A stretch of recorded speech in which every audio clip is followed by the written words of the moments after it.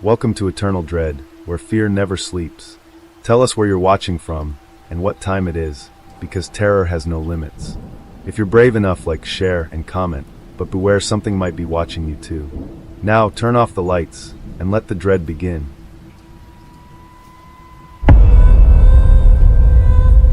Can someone help me? I originally posted this somewhere else, but it was removed.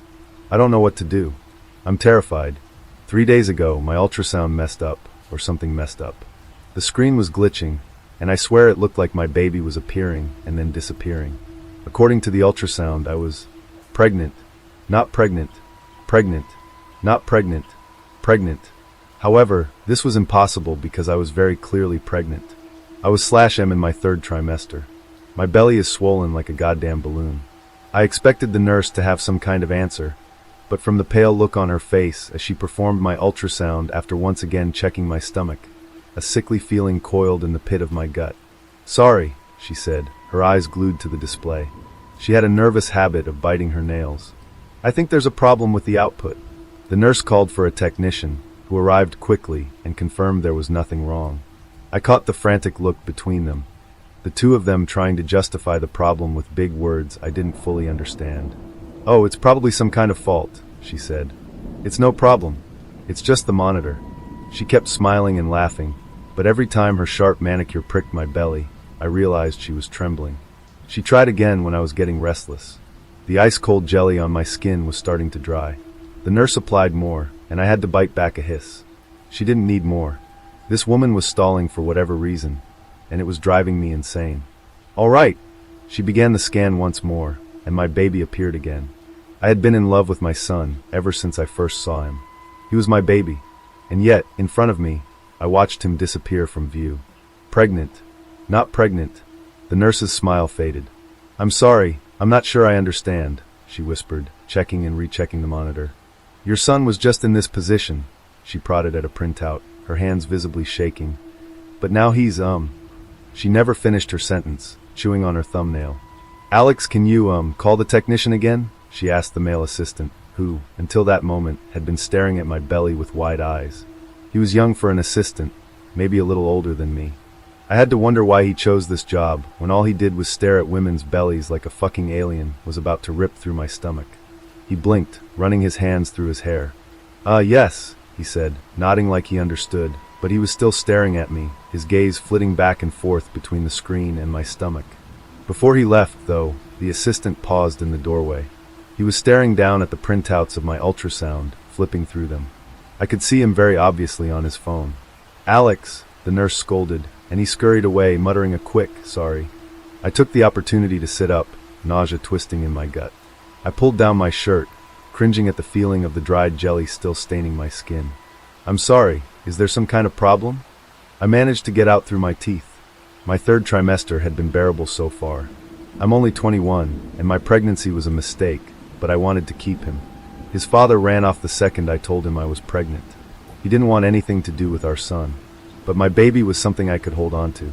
It wasn't ideal, being in college and pregnant. The people I lived with were all students, but they did their best to be the best aunts and uncles, clearing out the spare room for my son.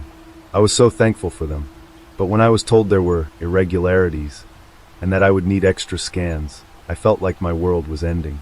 I wasn't even told what the irregularities were. According to the nurses at the clinic, something was strange about my son's position. Whatever that meant. Look, all I want is to be a mommy. I've known that since I was a little kid. I was so close to seeing my son, and yet, on the screen in front of me, the stupid scanner wouldn't even display my baby. He was there, and then he wasn't. I was pregnant, and then I wasn't, according to the screen. Being in that room was becoming unbearable. After almost an hour of what I can only describe as either me losing my mind or the people who were supposed to be looking after me being completely incompetent, I was at my limit. Once the nurse and her assistant were sure the monitor was actually working, she scanned me again, and to my delight, there he was, stable on the screen this time. I could have sobbed. He looked fine. My son looked like any other baby should at 30 weeks. Trust me, I've been driving myself crazy asking ChatGPT/Google a multitude of questions concerning my baby's growth. He looked fine.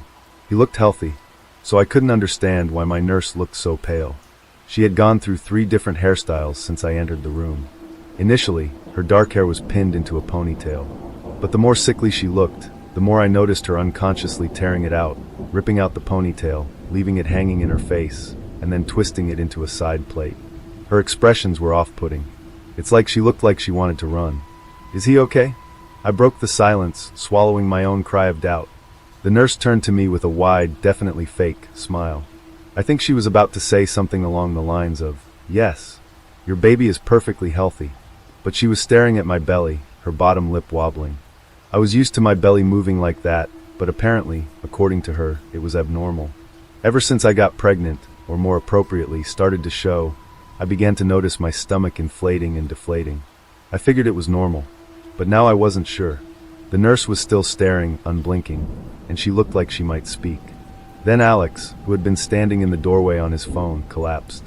I don't think the nurse saw the way his body twitched, his eyes flickering. He was staring at his phone, clearly trying to keep it out of view, before his whole face went slack. The nurse had her back turned, searching for my medical notes. He just dropped to the ground, his eyeballs rolling back. "Can someone help me? I originally posted this somewhere else, but it was removed. I don't know what to do. I'm terrified. 3 days ago, my ultrasound messed up, or something messed up. The screen was glitching, and I swear it looked like my baby was appearing and then disappearing. According to the ultrasound, I was pregnant, not pregnant, pregnant, not pregnant, pregnant. However, this was impossible because I was very clearly pregnant. I was /M in my 3rd trimester. My belly is swollen like a goddamn balloon." I expected the nurse to have some kind of answer, but from the pale look on her face as she performed my ultrasound after once again checking my stomach, a sickly feeling coiled in the pit of my gut. "Sorry," she said, her eyes glued to the display. She had a nervous habit of biting her nails. "I think there's a problem with the output." The nurse called for a technician, who arrived quickly and confirmed there was nothing wrong. I caught the frantic look between them, the two of them trying to justify the problem with big words I didn't fully understand. "Oh, it's probably some kind of fault," she said. "It's no problem. It's just the monitor." She kept smiling and laughing, but every time her sharp manicure pricked my belly, I realized she was trembling. She tried again when I was getting restless. The ice-cold jelly on my skin was starting to dry. The nurse applied more, and I had to bite back a hiss. She didn't need more. This woman was stalling for whatever reason, and it was driving me insane. "All right." She began the scan once more, and my baby appeared again. I had been in love with my son ever since I first saw him. He was my baby, and yet, in front of me, I watched him disappear from view. Pregnant. Not pregnant. The nurse's smile faded. "I'm sorry, I'm not sure I understand," she whispered, checking and rechecking the monitor. "Your son was just in this position," she prodded at a printout, her hands visibly shaking. "But now he's, She never finished her sentence, chewing on her thumbnail. "Alex, can you, call the technician again?" she asked the male assistant, who, until that moment, had been staring at my belly with wide eyes. He was young for an assistant, maybe a little older than me. I had to wonder why he chose this job, when all he did was stare at women's bellies like a fucking alien was about to rip through my stomach. He blinked, running his hands through his hair. Yes," he said, nodding like he understood, but he was still staring at me, his gaze flitting back and forth between the screen and my stomach. Before he left, though, the assistant paused in the doorway. He was staring down at the printouts of my ultrasound, flipping through them. I could see him very obviously on his phone. "Alex," the nurse scolded, and he scurried away, muttering a quick, "Sorry." I took the opportunity to sit up, nausea twisting in my gut. I pulled down my shirt, cringing at the feeling of the dried jelly still staining my skin. "I'm sorry, is there some kind of problem?" I managed to get out through my teeth. My 3rd trimester had been bearable so far. I'm only 21, and my pregnancy was a mistake, but I wanted to keep him. His father ran off the second I told him I was pregnant. He didn't want anything to do with our son, but my baby was something I could hold on to. It wasn't ideal, being in college and pregnant. The people I lived with were all students, but they did their best to be the best aunts and uncles, clearing out the spare room for my son. I was so thankful for them, but when I was told there were irregularities, and that I would need extra scans, I felt like my world was ending. I wasn't even told what the irregularities were. According to the nurses at the clinic, something was strange about my son's position. Whatever that meant. "Look, all I want is to be a mommy." I've known that since I was a little kid. I was so close to seeing my son, and yet, on the screen in front of me, the stupid scanner wouldn't even display my baby. He was there, and then he wasn't. I was pregnant, and then I wasn't, according to the screen. Being in that room was becoming unbearable. After almost an hour of what I can only describe as either me losing my mind or the people who were supposed to be looking after me being completely incompetent, I was at my limit. Once the nurse and her assistant were sure the monitor was actually working, she scanned me again, and to my delight, there he was, stable on the screen this time. I could have sobbed. He looked fine. My son looked like any other baby should at 30 weeks. Trust me, I've been driving myself crazy asking ChatGPT/Google a multitude of questions concerning my baby's growth. He looked fine. He looked healthy, so I couldn't understand why my nurse looked so pale. She had gone through 3 different hairstyles since I entered the room. Initially, her dark hair was pinned into a ponytail. But the more sickly she looked, the more I noticed her unconsciously tearing it out, ripping out the ponytail, leaving it hanging in her face, and then twisting it into a side plate. Her expressions were off-putting. It's like she looked like she wanted to run. "Is he okay?" I broke the silence, swallowing my own cry of doubt. The nurse turned to me with a wide, definitely fake, smile. I think she was about to say something along the lines of, "Yes, your baby is perfectly healthy." But she was staring at my belly, her bottom lip wobbling. I was used to my belly moving like that, but apparently, according to her, it was abnormal. Ever since I got pregnant, or more appropriately, started to show, I began to notice my stomach inflating and deflating. I figured it was normal, but now I wasn't sure. The nurse was still staring, unblinking, and she looked like she might speak. Then Alex, who had been standing in the doorway on his phone, collapsed. I don't think the nurse saw the way his body twitched, his eyes flickering. He was staring at his phone, clearly trying to keep it out of view, before his whole face went slack. The nurse had her back turned, searching for my medical notes. He just dropped to the ground, his eyeballs rolling back. The guy wasn't even unconscious. I think the 2 of us were too startled to react, before she snapped out of it and hurried over. "Alex?" The nurse pulled him onto her lap, gently slapping his face. I sat up to try and help, and my son kicked, this time violently, hard enough to make me feel like I was going to puke. Alex was still awake, but his eyes were half-lidded, rolling back in their sockets, his lips parted like he was trying to speak. "Alex? Hey, sweetie, can you look at me?" the nurse whispered, her voice shaking when she called out to her colleagues. "Call an ambulance." Alex's head hung in her grasp, limp, drool seeping down his chin. His early diagnosis, when paramedics arrived, was a stroke, but I was pretty sure the symptoms of a stroke included a drooping face and an inability to speak. Alex was just slumped against the wall, drooling, staring wide-eyed at nothing. When the nurse tried to steady him, his head kept falling forward. When the paramedics carried him out, I thought I was going to puke. I asked if my baby was okay, and the nurse hesitated, her frantic eyes darting back and forth, before she forced a grin. I was getting really tired of her failed attempts to reassure me. Yes," she said, her lipstick smile straining. "Your baby is perfectly healthy." I think she just wanted me out of there. Luckily, when I stepped outside to get some air, Alex was sitting on a bench. His head was between his knees, and it sounded like he was having a panic attack. I asked if he was okay, but he didn't lift his head. "Stay the fuck away from me," he gasped out, his voice breaking into sobs. He left me feeling almost hollow, like I'd done something wrong. I told this to my friend and roommate, Noah, who was nice enough to buy me lunch. I called him hysterical, and he left class to pick me up. He took me to a cafe, and after a coffee and more furious Googling on my phone, I had calmed myself down. The cafe was mostly empty, and I appreciated the plant theme. Noah sat across from me, slurping his milkshake. He rested his chin on his fist, eyebrows furrowing. "Okay, but saying you're pregnant/not pregnant is worrying," he muttered, waving his straw. "So, the male assistant just collapsed out of nowhere." I nodded, picking at my chocolate cookie. I wasn't hungry. I told him it was a suspected stroke, but the guy was completely fine. "Sounds like he fainted?" "I don't know, man, maybe he had low blood sugar." Noah shrugged, shooting the waitress a wide smile when she set down his salad. "Thank you." I couldn't help but notice her hovering over him, a very obvious blush speckling her cheeks. I wasn't really surprised. Noah was a looker. He was a breath of fresh air, a college friend and roommate with impeccable hair, thick brown curls sticking up in every direction as if he'd just rolled out of bed. His sense of humor was as dry as his fashion choices were questionable. a threadbare shirt over jeans, paired with socks and sandals. "You're fine." Noah wore a wide, reassuring smile that loosened the knot in my gut. He reached forward and snatched my cookie. "Your son is A-okay, dude." He took a bite of the cookie, spraying crumbs everywhere. "It's not your fault the equipment is faulty and bro fucking faints." "Right," I told myself, trying to convince myself it was just a coincidence. Noah gestured at me with the prongs of his fork. "See? You're okay, Thea." He gestured for me to take deep breaths. "Just breathe, okay?" I did, inhaling and exhaling, until he was satisfied. "So, you left before I could give you a ride this morning."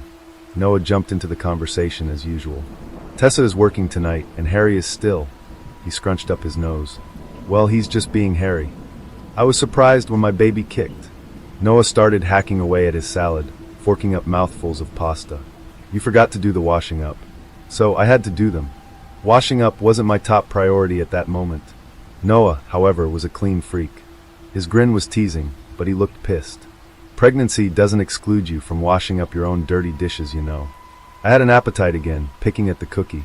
"Tessa is going to murder me." "No, I'm going to murder you," Noah scoffed, getting salad dressing all over his chin. He was a messy eater. "You're going to be a mom soon. You can't keep all your meals literally rotting under your bed." When Noah's grip slackened on his fork, freezing mid-chew, a single piece of pasta sliding down his chin, I thought he was screwing around. But then his head dipped forward, suddenly, knocking his milkshake across the table. I grabbed his face before he could smack nose first into his salad. And when I looked at him, his eyes were rolling back, lips parting, and then squeezing together. When I managed to force his head up, his eyes were open, but it was like he wasn't seeing me. His gaze was lazy and slow, unfocused eyes drinking me in. I immediately asked for help, and the waitress was quick to call an ambulance. "Noah." I had to hold his head up. His whole body was wrong. Like it was limp, like he didn't understand his limbs, like he was boneless, his body more liquid than solid. His hands fell to his sides, his head dropping into my hands. I watched his fingers twitch, curling into fists before slowly finding his mouth and sucking on them. The waitress distanced herself when he started drooling, lips breaking into a grin. When he toppled off his chair, curling into himself, the waitress started shooting me odd looks, like I was somehow involved. I had to keep telling her that whatever was happening wasn't a prank. Noah wasn't trying to scare her. He clearly needed help. I was embarrassed, and it was hard enough helping him while pregnant. "Noah!" I couldn't resist a shriek, my voice shuddering. My belly kicked again, this time hard enough to hurt. I felt my son more than I ever had before, his violent kicking sending waves of agony across my gut. I was ready to grab and carry my roommate out of there, since we had already garnered an audience with their phones out, when Noah's body jerked. His head snapped us, half-lidded eyes finding me. He stared down at his hands slimy with his own saliva, before jumping to unsteady feet and stumbling back, knocking a chair over. "What the fuck?" He kept saying it, over and over and over again, his voice scrambling into a shriek. I tried to follow him, but he kept taking steps back, like he was fucking scared of me. He didn't say anything else, staggering out of the door, walking straight into someone. Noah didn't come back. I went home, and Tessa, my roommate, was in the kitchen cooking dinner. Harry, my other roommate, was still in bed. He'd been in bed for a while. I heard Noah sneaking around midnight. Drunk. He announced his presence, "Hello fuckers," before slamming his bedroom door shut. I texted him, "Are you okay? What happened earlier?" But the message didn't deliver. Later that night, I slept with my hands cradling my baby. I sang to him, promising he was loved. Beautiful. All I want is my son to be born healthy.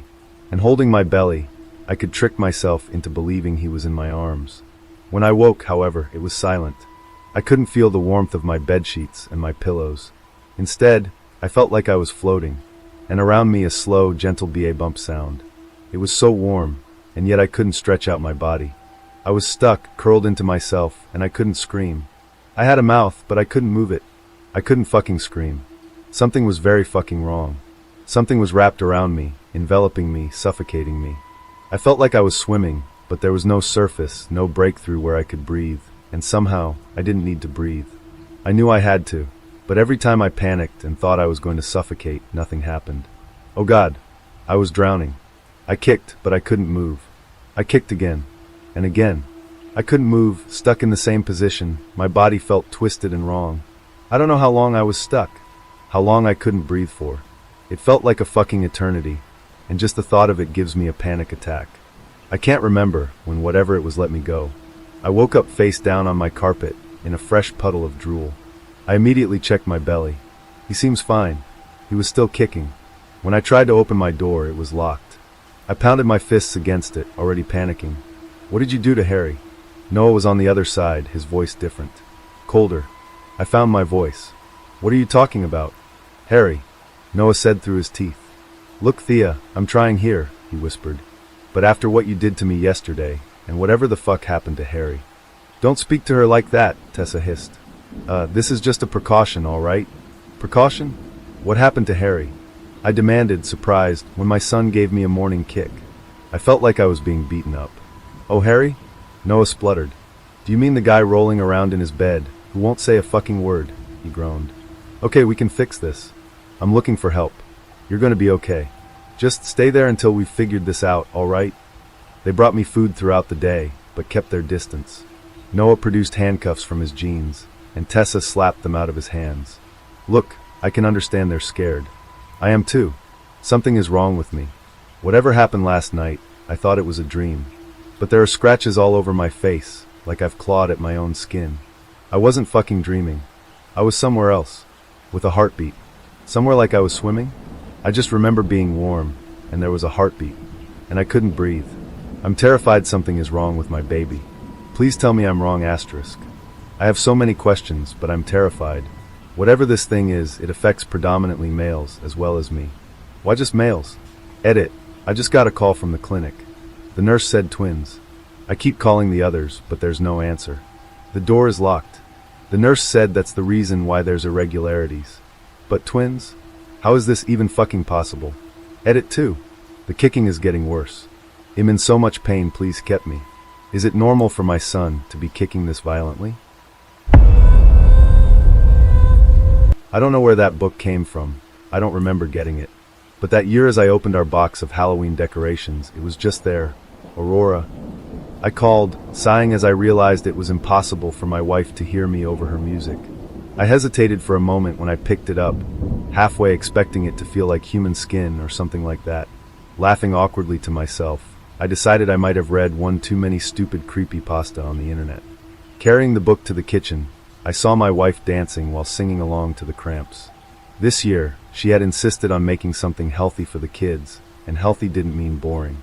And so she had blown our entire budget for food to purchase all kinds of weird fruits, nuts and vegetables that she had expertly cut into tiny ghosts, fingers, and the like. Aurora? She still didn't hear me, and so I went and turned off the radio. This prompted her to stop and turn, frowning. Why the hell did you do that? She asked sourly. Did you buy this? I asked, placing the book on the kitchen island. Aurora studied it, and I noticed how she too hesitated before picking it up. She turned it in her hands, opened it, and flipped through the pages. No, I don't remember this at all, she shrugged. Sure you didn't buy it in some drunken Etsy session? Aurora laughed and handed the book back. I don't think so, I mumbled, opening it as well, flipping through the pages. It looked like a prop from a movie, corny and slightly ominous at the same time. I turned the music back on, and Aurora returned to her task of carving pumpkins out of tangerines. I carried the book back to the living room and tossed it on the sofa. Perhaps it wasn't important where the fuck it came from, and Aurora was probably right. I might have thought it looked fun after half a bottle of wine. It was the most plausible explanation. I totally forgot about the book and just focused on finishing up the living room and front porch decorations. The music was turned off, and Aurora came into the living room. You done with the decorating, babe? She asked. Yeah, unless you want me to add you to the collection. I laughed as I grabbed her, pulling her in for a quick kiss. They're gonna love your fruits, I giggled. All any kid wants on Halloween night is cucumber and berries. Oh, fuck off. Aurora pushed me while laughing. Her gaze fell on the book I had abandoned on the sofa. We could prop it up next to the treats on the porch. Aurora, we want our neighbors to like us. The last thing we need are those soccer moms accusing us of lesbian witchcraft and bring out their torches and pitchforks, I said. Aurora laughed, even if it sounded a little forced. Yeah, you're right. She flipped through the book and then carried it to the kitchen. Out of curiosity, I followed and saw her take a photo of it with her phone. For a moment, I thought she'd post it on social media with some lame tagline like lesbian witchcraft, we have it. But to my surprise, Her frown deepened as she was completely focused on the phone's screen. "What?" I finally asked, when I couldn't stand the weird silence any longer. "I can't find it anywhere, look." She turned her phone in my direction and showed me her reverse Google search, which brought up weird crap like Necronomicon props and the like, but nothing that looked remotely like our book. "Okay, that is weird, but it doesn't mean a thing." I smiled at her again and took the book from her hand. "How about you bring some of this meal for the gods outside?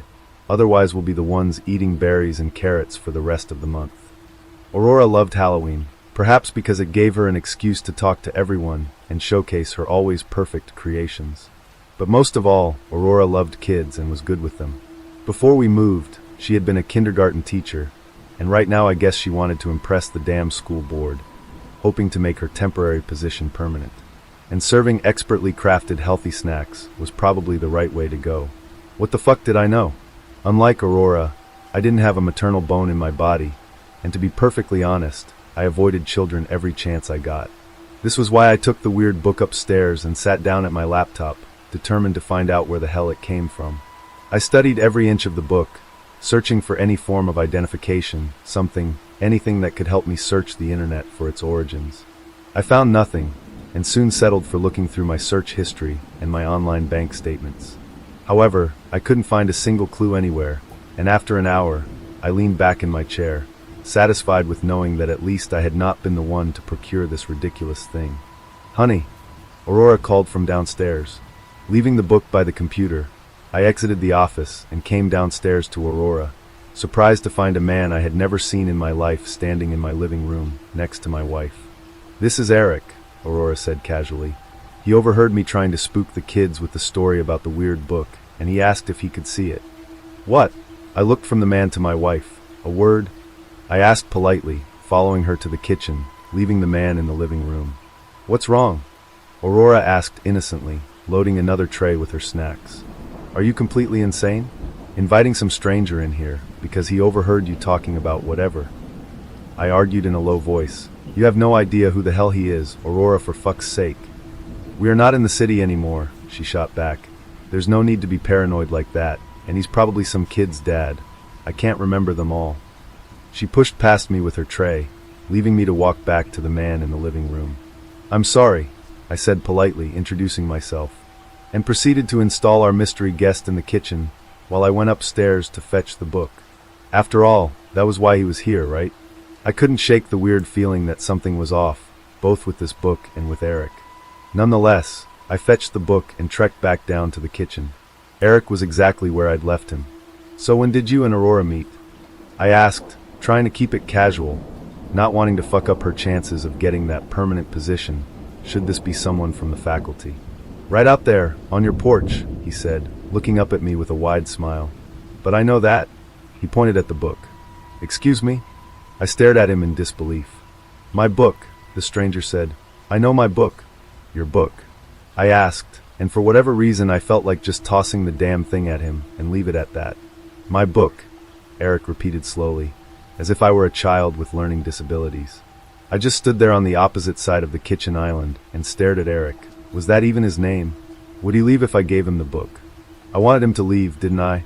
A cold shiver traveled up my spine, as something irrational, unexplainable whispered that I should not give him the book. Aurora entered the kitchen again, smiling at us. "Did you solve the mystery?" she asked in a chipper tone, as she picked up the next-to-last tray with snacks. "Not exactly," I admitted lamely. Eric was ignoring Aurora and staring directly at me, making me uncomfortable. I was being studied, observed. "Why?" Aurora asked, turning to look at me, still holding her tray. Eric leaned in over the kitchen island, observing me closer. "I suppose I owe you an explanation, miss. See, the book belonged to my late father, and when I found that his things were delivered to the local second-hand store after his death, I traveled here to see if I could locate some of his belongings. They told me you good people had bought this book some time ago, and so when I heard your lovely wife talk about a mysterious book, I knew I had found the right house." He smiled a little too wide. "May I please have my father's book back? Just name your price, miss. I can pay you in cash." There was no doubt in my mind he was lying. Not only had neither Aurora nor me seen a second-hand shop in this little town, but had driven to a nearby larger town to tickle our thrifting bone. Ironically, we had talked about this just yesterday, How we should have gone there to look for something new and neat for Halloween. Surely they'd have something vintage and quirky there. But the way he looked at me, hungry and demanding, set me on edge. The two things combined made me tighten my grip around the strange book that I had pegged for a cheap prop just an hour ago. I forced a smile, trying to mask the unease that was creeping into my voice. My condolences. When did your father pass? Eric's expression didn't falter, but there was a flicker of something, annoyance, perhaps, that crossed his face. I understand your hesitation, miss, he said, his voice smooth and unbothered. Open it. My father's name is written on the first page. I hesitantly opened the book, while making a mental note of Aurora leaving the kitchen. Inside the book, someone had written a name with a quill. It was faded and hard to read. Why had I not noticed this the first time I looked through this book? Surely I would have looked that name up had I seen it. Because it wasn't there, a small voice whispered in the back of my mind. Closing the book, I turned my gaze back to Eric, who was sitting waiting. Whatever drove me to gamble like this, I can't tell you, but I smiled my most charming and said, my wife is very environmentally conscious, so she makes me go thrift with her every Sunday, a small sacrifice, I suppose. But perhaps we have other items that belong to your father. I'm pretty sure he could smell my fear from the other side of the kitchen island, because his grin grew feral, and his eyes glinted with something I can't explain, something born out of pure malice. Let go of the book, or you will regret it. I don't think so, I said, wanting to sound sure and calm, but knew it came out like a squeak. Eric's gaze rooting me to the ground, and to my surprise I saw something in them which resembled mirth. Was this amusing to him? Whatever it took, I had to get rid of this fucking psycho, and I'd have to talk to Aurora later about letting random strangers into our home. I don't know how long we stayed like this, just staring at each other, and me clutching that damn book. It was Aurora's voice that brought me back to reality. Did he leave? She asked, confused, placing the empty plate down on the kitchen island. It took me a moment to realize what she'd said. I felt sluggish and weird, like if I had woken from a nap. Huh, I mumbled, watching as Aurora shook her head and went for the last plate. I just stood there stupefied, staring into the empty space which had held Eric just moments ago. I looked down at the book in my hands. It was not until now that I noticed it felt different to hold, like the cover and weight had changed, and for some reason it felt like a prop again. I can't put my finger on it, but it felt cheap and light. I idly ran my fingers over the cover, trying to remember if it had felt heavier or softer before. Perhaps warmer? I wasn't sure, so I opened the book, and right enough there was no name written in blurry ancient ink. Did he hypnotize me and swap the book when I was under? It would explain how he had left without me noticing. Come to think about it, the back door was locked with a key, and the only other way out of the house was through the front door, right past Aurora. How would he have known where to find the key for the back door? Terror hit me like a bolt when I realized perhaps he hadn't left. Perhaps he was still in the house. Aurora was vehemently against guns, and to be honest, I wasn't a fan of them either, so we never did get one. This was a fact I regretted right at that moment. But the truth was, even with a gun, would I risk searching the house? After all, he had been a fairly big man, so I decided to call the police. I wasn't going to tell Aurora yet. There was no need to ruin her last moments of Halloween wholesomeness out there on the porch.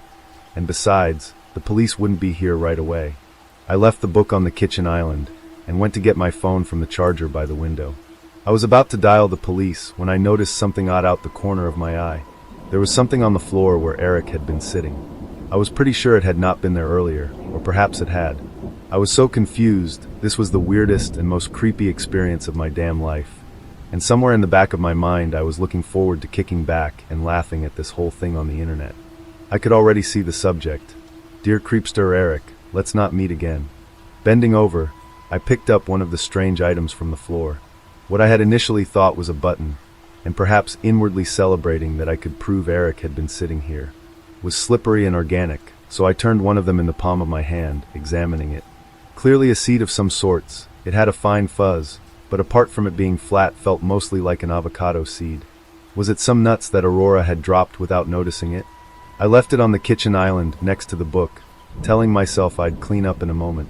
Leaning out from the kitchen to the hallway, I couldn't hear Aurora's voice out from the porch, but perhaps she walked the last trick or treaters down to the road. I dialed the police and told them about the weird encounter I had with a man presumed to be Eric. Dispatch assured me they would be there soon, and to stay in the kitchen just in case he was armed and hiding elsewhere. Apparently acting like normal was safer than potentially alerting the unwanted house guest, because then I'd just risk them doing something desperate if found out. As I hung up, Aurora had still not returned inside, which I found really strange. I figured she was caught up in conversation by the road, and so I set about cleaning a little while I waited for the police to arrive and check my house. I had to get a grip of myself, and so I started to clean Aurora's fruit carnage on the kitchen counter, simultaneously looking over my shoulder every 10 seconds. I stopped dead, staring at the tray she had haphazardly left on the corner of the sink when she picked up the last tray. There were those same weird seeds. I noticed a post-it on the tiles over the kitchen counter, listing all the fruits and nuts she used in case of allergies. What the fuck is Cambodian apples? I mumbled to myself, rolling my eyes.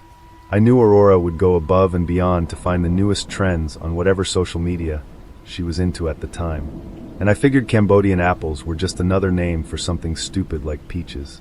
However, I recognized all the other fruits and nuts she had listed, and as I looked down at the leftover fruits on the tray, I couldn't quite place them.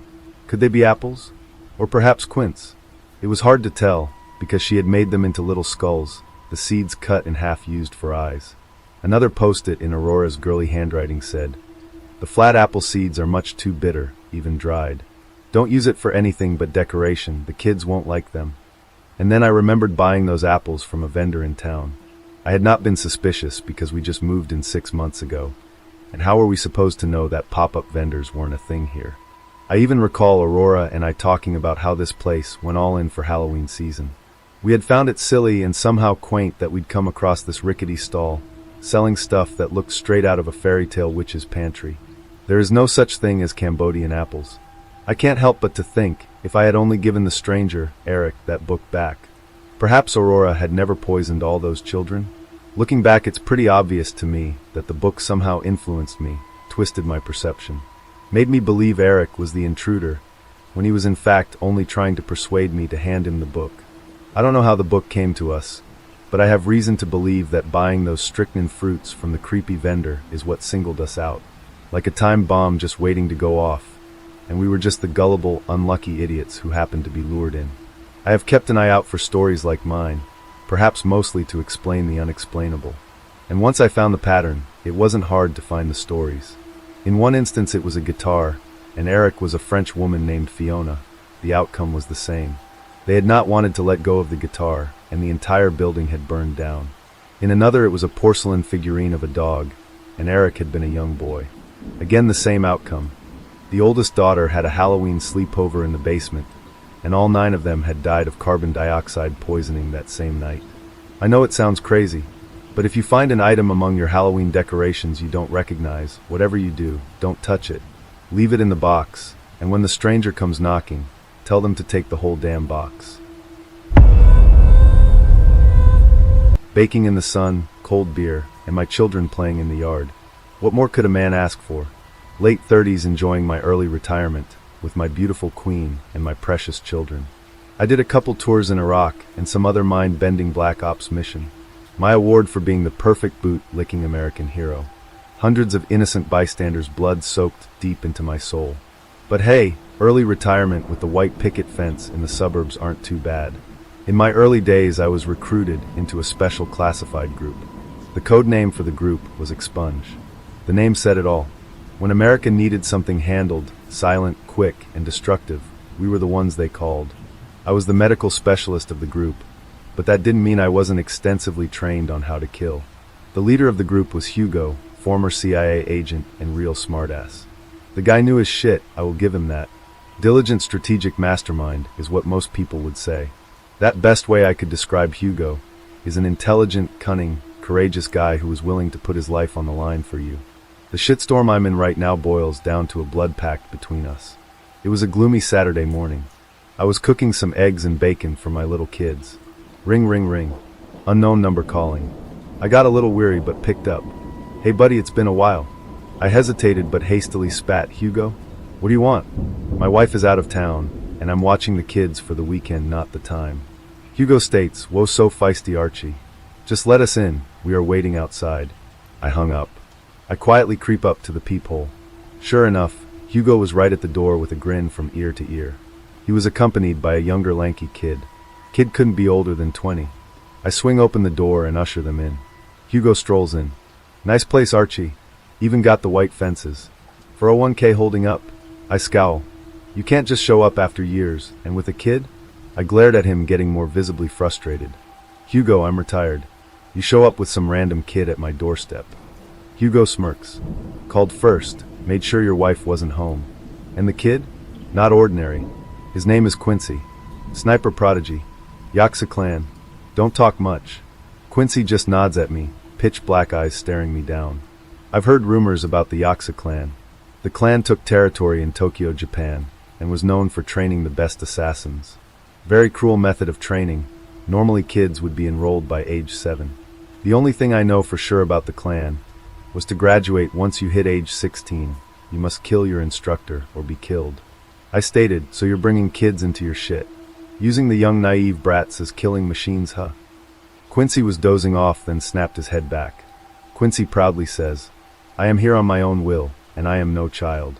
Hugo laughing then says, working for a new organization, DHA. Demon Hunting Association. I tilt my head in a confused look. What the fuck did you just say?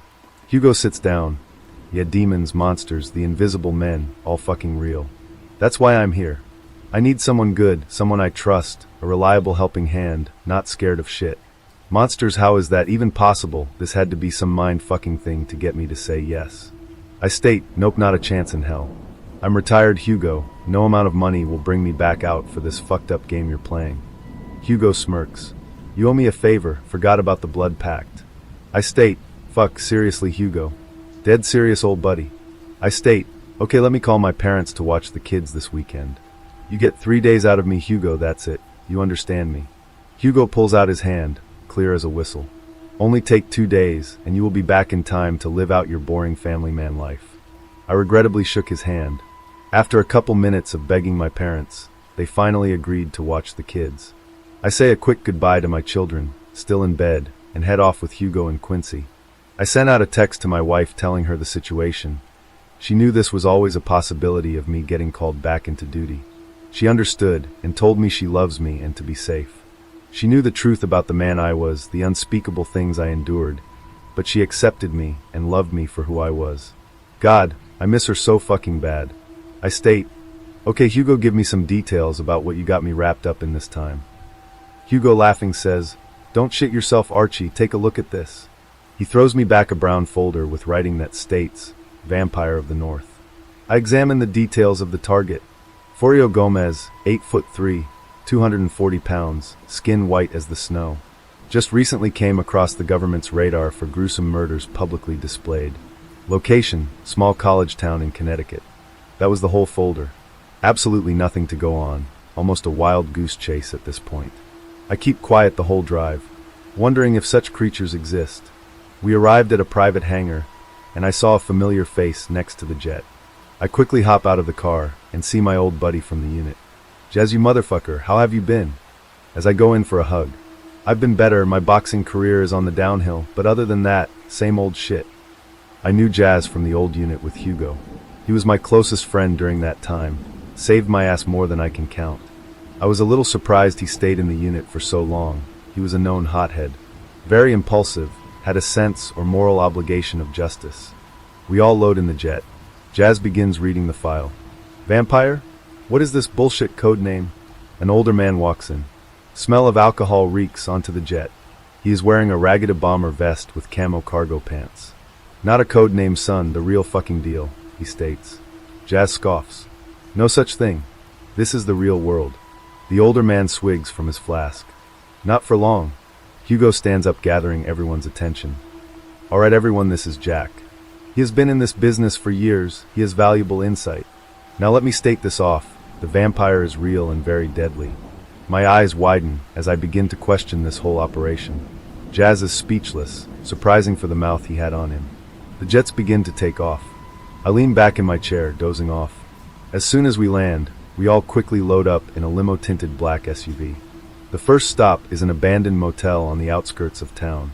An old, rundown place. I follow behind the group as we head for room 21.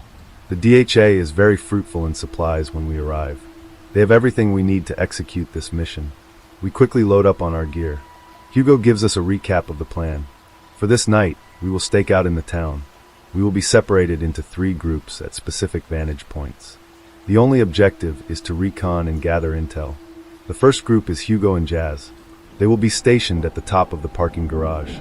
The second group is Quincy and me. We are located on the top of a hotel. That leaves the veteran Jack to be on ground zero patrolling. We will be scoping out a huge park in the middle of town. Hugo says we will find him hunting in the park late at night. We all load up together and drive off before dusk. I am sitting next to Jack on the ride.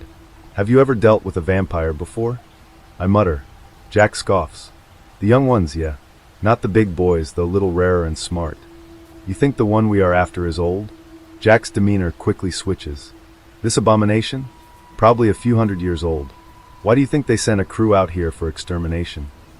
It makes sense that the stronger ones would be older, but that means they are smarter.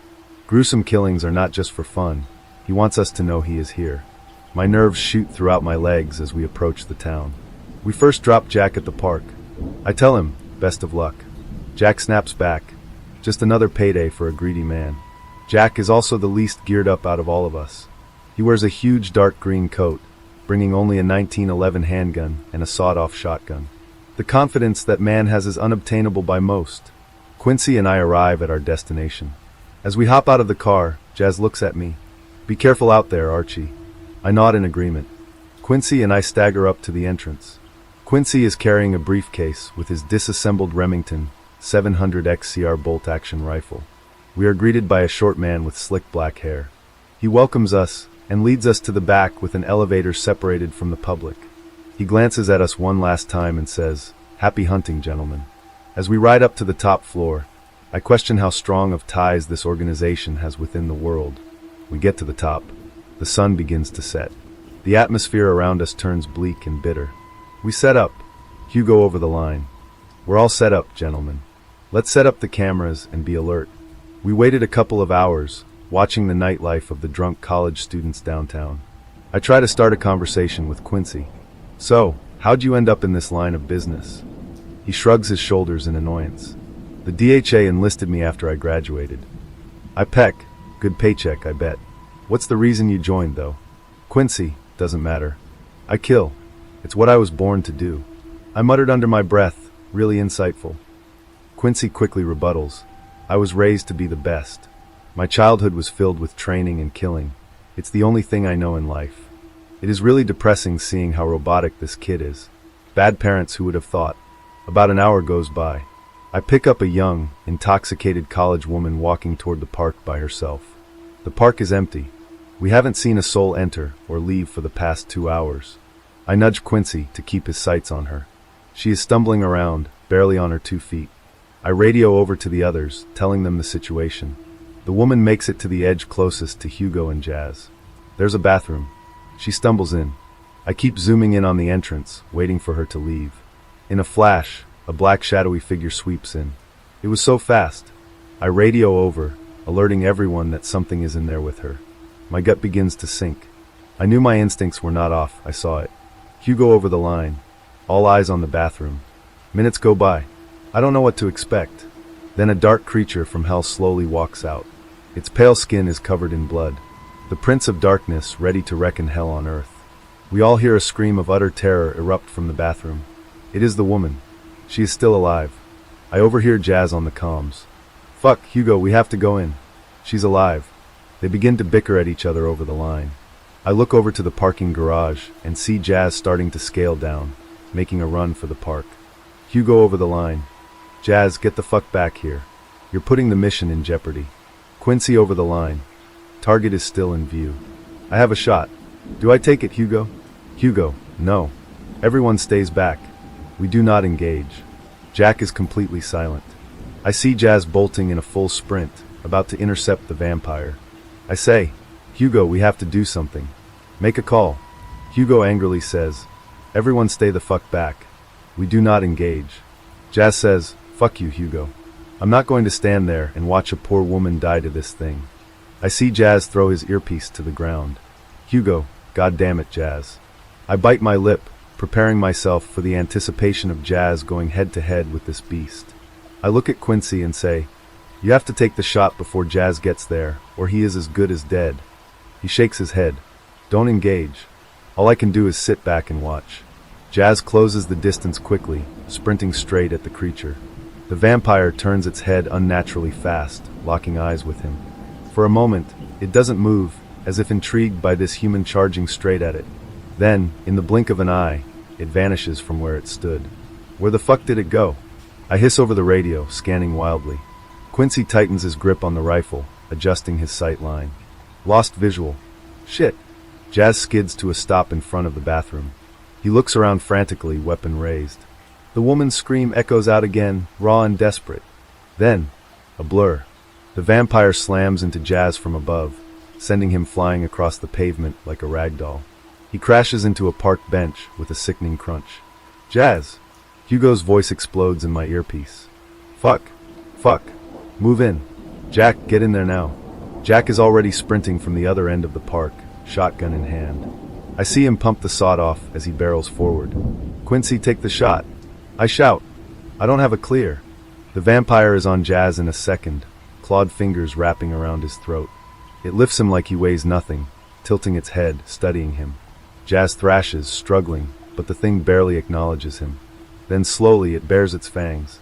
A deafening gunshot rings out. The vampire's head jerks sideways as a crimson mist bursts from its skull. But it doesn't drop Jazz. Quincy curses. That should have killed it. Jack reaches them first, raising the shotgun point blank. He pulls the trigger. The blast tears into the vampire's chest, sending it stumbling backward. Jazz drops to the ground, gasping, clutching his throat. Move! Jack roars, pumping another shell into the chamber. The vampire recovers unnaturally fast, turning its gaze toward Jack. Its black, lifeless eyes seem almost amused. Then it vanishes again. Eyes on! Hugo barks. Where did it? Too late. Jack was thrown to the bushes in a fierce manner. I radio over. Jack, do you copy? Fuck Hugo. Hugo said. Everyone just remain calm. I look over at Hugo, leaning on the edge of the roof. I glance back at the bathroom, seeing Jazz crawling, slashed to hell and back. I radio over. Hugo, I'm moving in. Fuck your orders. This whole operation is sideways. Hugo shouted. Archie, sit your ass down and H. My ears perk up. I yell at Quincy. Eyes on Hugo. I look through my binoculars. I see Hugo's corpse dangling over the side. I gasp in concern. Then I see the vampire of the north raise his hand, slitting Hugo's throat in one motion. In a second, Quincy lets off a shot.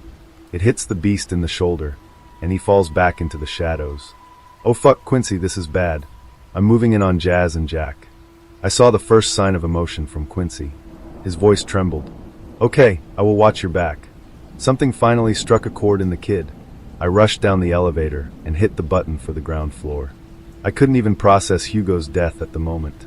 I ran in the direction of the park, ringing out on the comms, calling for Jack. I get no answer. I arrive at the bathrooms. Jack's body is nowhere to be found. Jazz, barely conscious and in bad shape, looks up at me. Archie, get the hell away. It's a trap. I disregard what he says and begin patching up his wounds. None of them were deep puncturing wounds, more like slashes. The wind starts to pick up speed. The feeling of despair lingers around me. I glance behind, seeing red eyes staring back. I step back, unholstering my pistol. The beast rushes toward me. I let off 3 shots. In a second, the vampire's claws are pinned inside my right arm. The thing grins at me, flashing his bloody fangs. The vampire speaks. Silly, silly humans. I can't wait to taste you. His jaw gapes open, edging closer to my neck. Then Quincy lets off a direct hit to the vampire's chest. He backs up into the bathroom, holding cover. Hiding in the shadows. The vampire snickers. I will kill you first, and then leave your friend on top of the roof for dessert. I swallow my fear and begin to stand up, noticing my injuries but not bothered by the pain. I slowly pick up my handgun and begin to aim at the vampire. Then the thing rushes toward me. In a flash, Jack appears, holding his shotgun, blowing the vampire's lower torso to shreds. Jack says, "Miss me, motherfucker?" He pulls out his 1911, letting shots ring out. The vampire is tanking most of the bullets until Quincy lets off another shot, hitting the side of its face. That sure put the thing in a sour mood. The vampire was still extremely agile after all the bullets it had endured. I noticed the sun quickly rising above us. The The vampire's skin begins to scorch and lets out a roar of agony. Then it takes off in the opposite direction, leaving no trace. I collapse to ground and let out a sigh of relief. Jack pats me on the back and points towards Jazz. Jack and I were able to get Jazz out of there safely and patch him up. It was too late for the woman. The vampire left her in a pool of her own blood. She didn't deserve that fate. She had so much life left in her. We all gathered back at the safe house. Jazz was resting. It would probably take a couple of weeks for his injuries to heal. Jack, Quincy, and I debated on continuing the mission without Hugo. Jack was accomplished enough to take over the operation. Quincy urgently agreed to keep working on the mission. Then it just left me. Hugo was my boss for a couple of years, but he was more of a friend to me. The way his body just dangled on side, non-responsive, shook me to my core. I wanted revenge. This vampire has probably been terrorizing people for hundreds of years. It needed to be put down for good. This was only day one. We had already lost our captain. We should just call it a day, lick our wounds, and let another team take over. I have no obligation to stay. Hugo's dead. The blood pact means nothing anymore. I can just go back to my wife and children and live out my life. I can't go back. I have to finish what we all started. It's been a couple of days since day one. Jack found out where he lives. We're going there tonight. We will end it, for Hugo, the poor college student, and everyone who has been killed by him. I miss my wife, but this must be done. Fucking vampire of the North.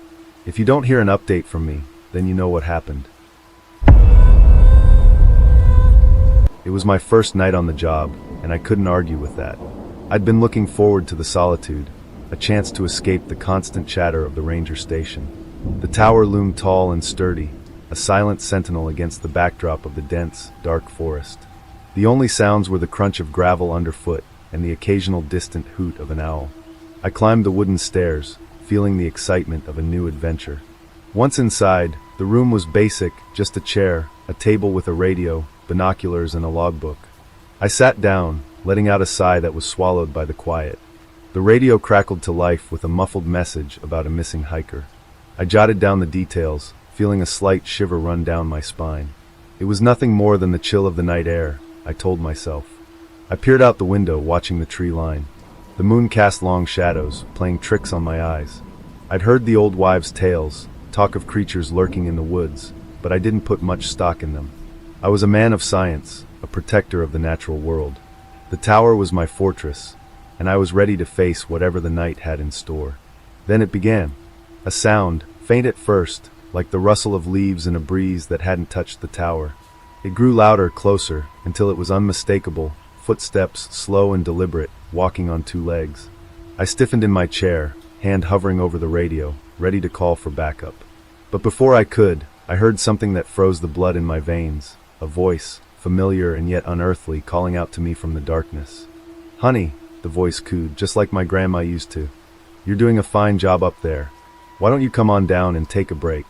It was the way she'd say it after a long day, offering a cup of tea and a warm smile. But the eyes that stared back at me from the shadows had no warmth, only a cold, vacant stare from the sockets of a deer skull. The creature's hands, clawed and spindly, flexed and beckoned. My heart thudded in my chest, and I clutched the binoculars tightly, not believing what I saw. It was a creature of the night, a myth come to life, whispering sweet nothings with malicious intent. I knew I couldn't trust it, couldn't give in to the comforting lilt of the voice that echoed my childhood memories. With trembling hands, I keyed the radio, trying to keep my voice steady. "This is Tower 1, I've got something out here." The words barely left my mouth when the creature let out a high-pitched laugh, the sound slicing through the quiet night like a knife. "Don't bother, dear," it said. "They won't believe you." I felt a coldness in the air, and the radio crackled with static before going silent. The tower, once a bastion of safety, now felt like a prison, with the creature pacing below, its eyes never leaving mine. The night grew colder, and the whispers grew more insistent. It spoke of secrets, of things hidden deep in the woods that only the most devoted of watchers would ever find. It spoke of a bond between us, a kinship forged by the night and the solitude. But I knew better. I'd studied the woods, knew the tricks the mind could play in the dark. This was no kin, no friendly spirit. This was a predator, playing a game of cat and mouse, and I was the mouse trapped in the open. I gripped the logbook, my eyes darting to the emergency protocol. I had to stay strong, had to keep my wits about me. The tower was my domain, and I wouldn't let some twisted figment of the night drive me from it. I took a deep breath and stood, my eyes never leaving the creatures. "You're not welcome here," I said, my voice stronger than I felt. "Leave, or face the consequences." The creature paused, its grin widening. "Or what?" it challenged. "What could you possibly do to me?" The question hung in the air, a challenge that sent a shiver down my spine. I didn't have an answer, not one that made sense. But I knew I had to do something. I grabbed the flare gun from the shelf and loaded it, pointing it out the window, my hand shaking with fear and determination. The creature took a step back, the smile fading. "You wouldn't," it murmured, the voice dropping to a hiss. "You wouldn't dare." I pulled the trigger, the flare shot out into the night, a fiery streak of red that illuminated the tree line briefly before it faded into the black. For a moment, there was silence, the creature gone. But as the echo of the gunshot died away, I heard it again, closer this time. "You've made a mistake, Ranger," it whispered, the voice now filled with anger. "You've angered the forest." The footsteps grew louder, and the tower trembled. It was coming for me, and I was out of options. The creature's hands reached for the ladder, and the metal rungs groaned under its weight. I backed away, searching the room for anything I could use as a weapon. The adrenaline pumped through my veins, and my mind raced. This was it, the moment I had to stand my ground. The creature climbed, its claws scraping against the metal, the deer skull grinning in the moonlight. I grabbed the fire axe from the corner, feeling the weight of it in my hands. This was no time for fear. This was the time to fight, to survive. As the creature's head appeared in the window, I swung the axe with all my might, the blade slicing through the air with a whoosh. It hissed and retreated, the antlered skull vanishing into the darkness below. I didn't wait for it to recover. I fired off another flare, the light briefly painting the surrounding trees a brilliant red. The forest lit up, revealing a blur of movement as the creature fled, disappearing into the shadows. My heart hammered in my chest, and my breaths came in ragged gasps. I bought myself some time, but I knew it wasn't over. The tower was my sanctuary, but it was also my cage. I had to get out to find help. But how? The radio was dead, and I couldn't just climb down and face whatever was out there. The silence was thick and oppressive, punctuated only by the distant hoot of an owl and the thunder of my own pulse. I glanced around the room, looking for anything that could help. The emergency flare gun was my only real defense. I had 2 flares left, 2 chances to keep the creature at bay if it returned. With trembling hands, I packed my gear, strapping on my flashlight and knife. I had to make a break for it. I had to get to the ranger station and tell them what I'd seen. But first, I had to get down from the tower without becoming the creature's prey. I took a deep breath and stepped out onto the narrow catwalk, the wind whispering through the slats beneath my feet. The ladder seemed to stretch down to the ground forever, each rung feeling like a mile away. I descended slowly, my flashlight beam dancing across the trees, searching for any sign of movement. The forest was eerily still, holding its breath, watching. I didn't dare look down, focusing instead on the next step, and the next, until my feet finally touched solid ground. I broke into a run, the tower's shadow swallowed by the woods as I sprinted away. The branches clawed at me, the leaves crunching underfoot like the bones of the creature's prey. I didn't dare look back, didn't want to see if it was following. I just ran, my heart pounding in my ears, my breaths coming in desperate gasps. The trees thinned out, and the path grew clearer. The ranger station was in sight, a beacon of safety in the distance. I could almost taste the relief of being among people, of telling my story and being believed. But something in the corner of my eye made me stumble.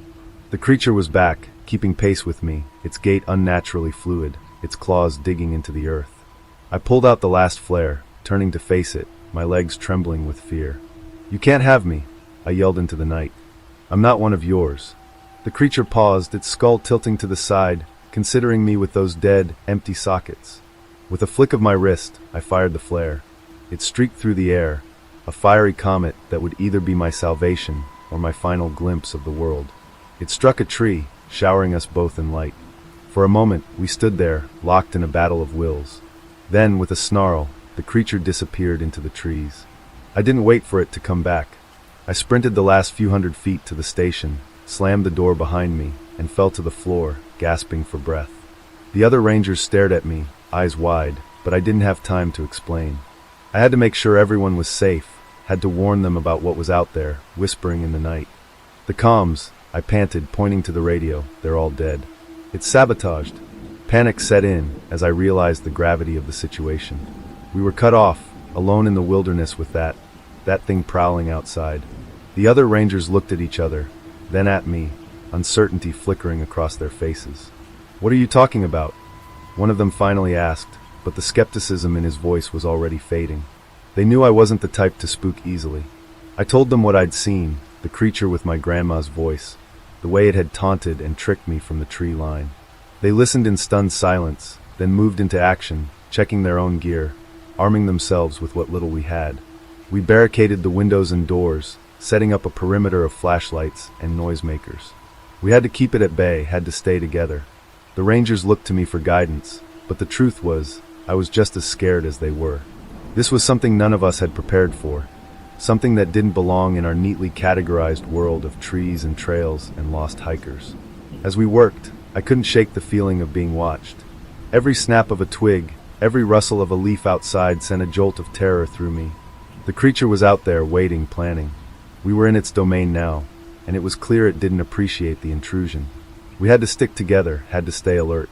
The night had just begun, and we were far from safe. The creature didn't come for us that night, but we all knew it was out there. The whispers in the woods grew fainter as the hours ticked by, but the tension in the air remained thick, a palpable force that suffocated any attempt at rest. The sun would rise soon, and with it, hopefully, some form of salvation. But until then, we were at the mercy of the dark, our eyes glued to the windows and doors, our ears straining for any sign of the creature's return. As dawn approached, we gathered around the radio, desperately trying to repair the damage. The silence was deafening, a stark reminder of our isolation. Finally, a crackle, then a voice, faint and distant, came through the static. "Tower 1, this is base. Do you read me?" It was a lifeline thrown into the abyss, a thread of hope we clung to with all our might. "Base, this is Tower 1, I responded, my voice shaking with relief. "We're under attack. We need backup. Now." The static hissed back at me, and for a moment, I thought we were still alone. Then a reply clearer than before, "Hold tight, Tower 1. Help is on the way." The sun's first rays pierced the treetops, sending a warm glow through the windows. The creature's whispers had ceased, retreating with the shadows. We were safe for now, but as the light grew stronger, so did the realization that our world had changed. The forest, once a place of tranquility, had become a place of fear, and we had to decide if we could ever truly feel safe in it again. That morning, I walked into my supervisor's office, the logbook clutched in my hand. I recounted the events of the night, the creature's haunting voice, the failed radio, and the sense of isolation that had settled over us. My supervisor listened, his face a mask of concern and disbelief. But there was something in my eyes, something in the tremor of my voice that told him I wasn't spinning tall tales. When I finished, he nodded solemnly and took the book, his expression grim. "You're off the tower," he said without hesitation. "You're on desk duty until further notice." The words were a relief and a curse. I knew I'd never be able to face the night woods again, never be able to climb that ladder into the dark. But the thought of being confined to the station, with the whispers of the creature echoing in my mind, was almost as terrifying. The last 2 weeks of my employment were a blur of paperwork and quiet nods. The other rangers avoided me, their eyes full of pity or suspicion. I knew the stories they were telling themselves, trying to make sense of what had happened. I avoided the windows that looked out onto the forest, focusing instead on the mundane tasks of organizing permits and filing reports. It was a strange purgatory, waiting for the days to pass so I could leave this place behind. And then it was time. I packed up my gear, said my goodbyes, and stepped out into the early morning light. The woods were silent, as if they knew I was leaving and had nothing more to say. I drove away, the tower shrinking in my rearview mirror until it was nothing but a distant memory, a scar on the landscape of my mind. That was a year ago, but the night still haunts me.